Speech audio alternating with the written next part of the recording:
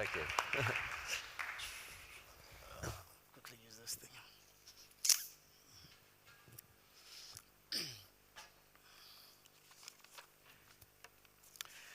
There are three periods in history during which the world has made remarkable progress.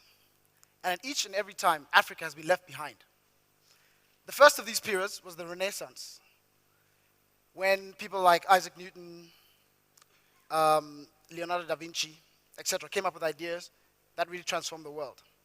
The second was the Industrial Revolution, when the steam engine, electricity, etc., were invented. And now we're in the third age, the information age, where the PC, the internet, and mobile telephony have transformed our world. And each time, Africa has been left behind. A few years ago, President Mbeki of South Africa proclaimed the period of the African Renaissance. And so I wondered, what could we do this time to ensure that we were not left behind, that this time we too could actually achieve the promise of creating peace and prosperity in our continent. And so was born the idea for the African Leadership Academy. The Academy aspires to serve as an engine that can help to bring about this renaissance for Africa. See, one thing I realized was that each and every time that these tremendous changes occurred in the world, there was an explosion of individuals who had ideas, who came up with ideas and implemented these ideas that led to tremendous change in the world.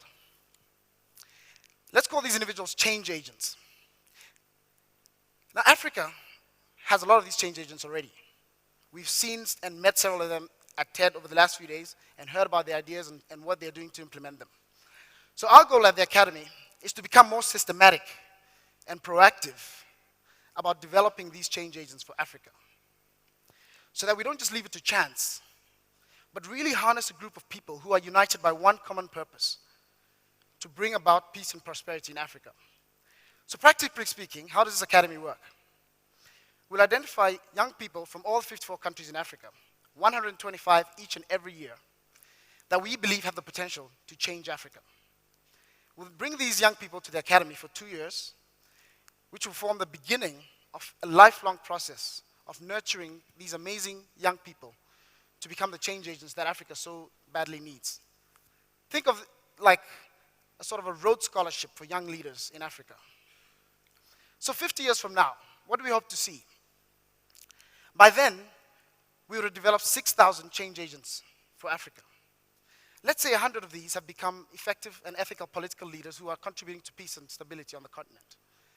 Another 100 have contributed to finding cures to some of Africa's most ailing health problems.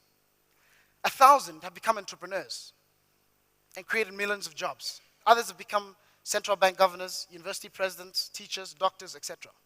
And maybe just a few have launched the Microsofts and the Googles of Africa, or have become the Thomas Edisons and the Thomas Jeffersons of Africa.